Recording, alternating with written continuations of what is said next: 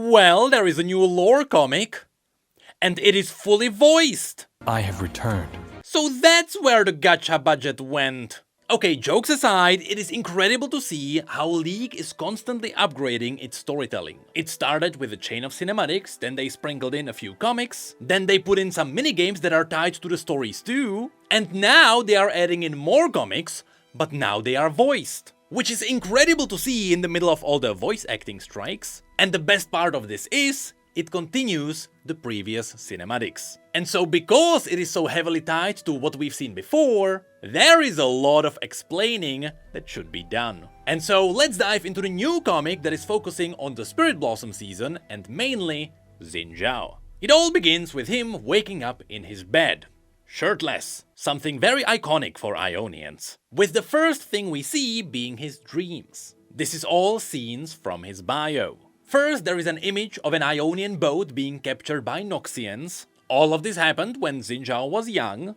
The story is that Xin Zhao was working on a fishing boat before it got captured by Noxians, all of which happened right before the Noxian invasion started. The second image then shows us the ambush itself, with the third image showing us Xin Zhao as a reckoner in the Noxian reckoning arenas. Essentially, after he got captured by Noxians, his new master told him that he could make some more money should he decide to fight in the reckoning pits. And since he had nothing to lose, that's what Xin Zhao did. And there, in the reckoning pits, he became known as Viscero, a legendary reckoner. After which we get one more image which shows us a scene from the story What Once Sailed Free. Essentially, after Noxus decided to conquer all the surrounding nations, the moment it came to the skirmishes around Demacia, during the times when Borem Darkwill was still the leader of Noxus, he paid a lot of money to buy out mercenaries and reckoners and put them into a special war host. And so Xin Zhao was bought out and he was sent into the Demacian front lines. There, being essentially sent to his own death, the Demacians defeated the entire war host, which is where Xin Zhao got captured by the Dauntless Vanguard and he got to talk to Jarvan III. He was surprised to see that unlike the Noxians, King Jarvan actually offered them all freedom should they leave Demacia in peace. And so, with it being a long way back to Noxus or Ionia,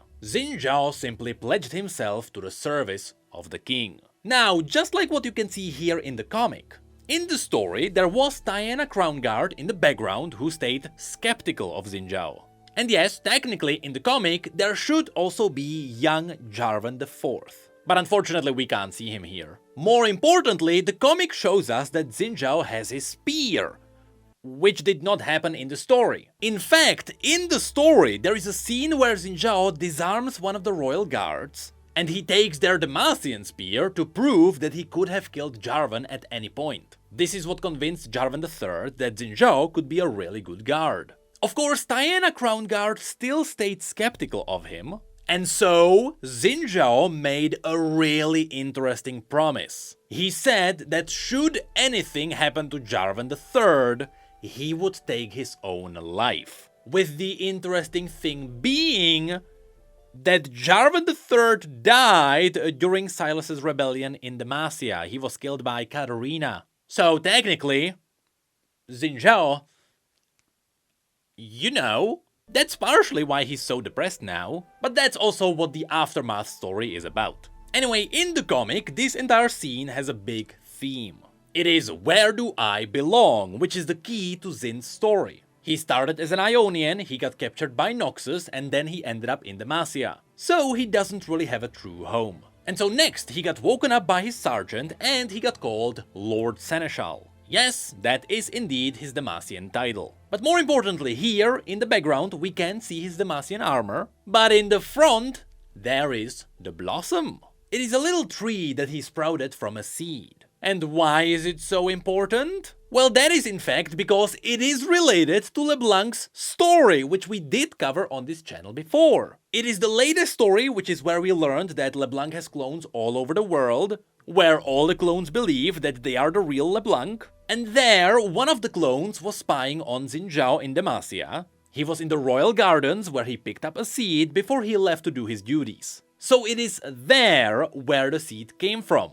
And there are quite a few twists around this event happening later. So again, if you want the full story, we did cover it before. So next we see that Xin Zhao, with his own small Demacian squad, arrived in Ionia. Of course, he wouldn't be traveling alone because he is the royal guard. And he mentions that he arrived here more than 30 years after he was taken away. And they arrived in the province of Navori, which is pretty much the mainland of Ionia. And he arrived here just in time for the Spirit Blossom Festival, which is a celebration that keeps going as long as the Spirit Blossoms continue to bloom. And it is a special time in which spirits enter these blooms, which allows the living to commune with those who had passed away. But also, during these celebrations, Ionian tells stories of their mythical spirits. We know them as the Spirit Blossom skins, which are not actually versions of the champions, they are just made-up spirits that happen to look like champions, so they can be sold like skins. And here we got new examples of these mythical spirits. There is someone telling the story of the Pearl Maiden, which is the new Lux skin, but we can see that she is here with someone else. Now at first, I did think the other person was holding a glaive, because you know, the reason why we are in Ionia is because Leblanc is looking for the darkened glaive here. But upon second look, I am pretty sure that's gonna be Hui, because you can even see the swirly behind his head. And so Hui is definitely getting a Spirit Blossom skin. Anyway, next Xin meets two Ionians who are interested in his tree. They noticed that the blossom was quite unusual, and so one of them guessed that it could be from Quailin, with Quailin being one of the Ionian islands in the east. And so the other one guessed that it could be Sudaro, with Sudaro being the southernmost island of Ionia. But Xin told them both that indeed the tree comes from Demacia, which should be impossible. The spirit trees only grow in Ionia, which is what made Xin Zhao travel all the way here. But that is where we also get a really cool teaser. He mentioned that as they sailed east, they heard whispers of magic rising everywhere. This seems to be a direct reference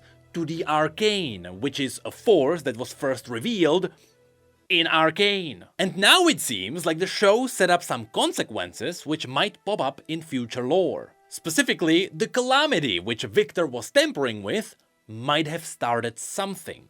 And Xin Zhao is teasing that there might be changes happening in the spirit magic.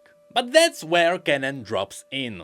And he calls him Xin Zhao of Rykon, with Rykon being a smaller fishing village in the south of Zayun. And so the two take a stroll and they talk about Xin's past. He doesn't feel like Ionia is his home anymore, and Kenan confirms that could be because the Noxian invasion has done a lot of damage to Ionia. In fact, since the invasion began, no blossoms bloomed since. And it was only after the invaders left Ionia that the entire Ionia started blooming together. And that's where another massive teaser drops in, and this one might be related to the Darkin, because the two arrive at the shrine of the Maiden.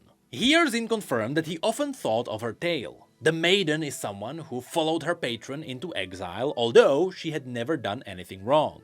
From Xin's perspective, this could be him talking about his pledging to Jarvan, by which he technically exiled himself from Noxus and Ionia. And at first I thought that this tale could be linked to the new Spirit Blossom Irelia and Ashe, where Irelia was confirmed to be following Ashe. But then I realized that this is indeed Yunara. Or more specifically, this is the spirit that Yunara will get a skin for. Which means that this has to be a completely new story. What's even more interesting is that this is where Xin Zhao talked about the War of the False Kanmei. Now, the Kanmei, simply put, are the good demons of Ionia. You have the Akana, who are the bad demons, and then you have the Kanmei, who are the good guys. Meaning that the War of the False Kanmei would be the war of someone who falsely convinced others that they are the good guys. And you know who did exactly that? The Darkin. They are the ones who had entire war hosts of people who worship them. Meaning that the War of the False Kanmei could be an Ionian term for the Darkin Wars. Which is how this entire comic starts to get connected to the Darkin Glaive. But the twists are not over just yet. Next, in the scene where we see kids cosplaying as the Spirit Blossom Bard and Ashe, Kenan asks Xin Zhao if he's here because of the tree. And he confirms that, indeed, he couldn't believe that this could bloom from a Demacian birch. This never happened before, which is why Kenan wonders if the Spirit Blossoms come from the Ionian trees or the Ionian people. And so Xin told Kenan that he wanted to place the tree here so it could be back home. And Kenan teased that this could be done for Xin too. With that, the two traveled to the Kinkou temple at Koshin, which is a place that previously appeared in the Z comic. Here it is mentioned that the order was ousted from Tanjul during the war, and now they wanted to rebuild the order in the ruins. All of this is a reference to the fact that Tanjul used to be led by Master Kusho. But then in the Z comic, the Shadow Order ran through it. Well, now it seems like they all abandoned it, and so now the Kinkou are trying to take it over. And it is here that Xin Zhao felt some kind of connection. I mean, that would make sense. Since this place belonged to the Kinkou, some kind of spirit bond would be highly likely. In fact, that is something that was teased in the cinematic before, with Xin having a connection with Yunara. In fact, that's exactly where the comic ends, with the exact same scene we saw in the cinematic, with Xin Zhao being back in his homeland, though here he planted down the tree. And that's where we have to talk about the one last twist. You see, since the entire comic had some very subtle hints towards the Darkin, with Leblanc also currently looking for a Darkin glaive in Ionia, it seems like she might have planted down another big plan. You see, some people already started theorizing about this, with the current theory being that Leblanc is the one who bloomed the tree in Demacia,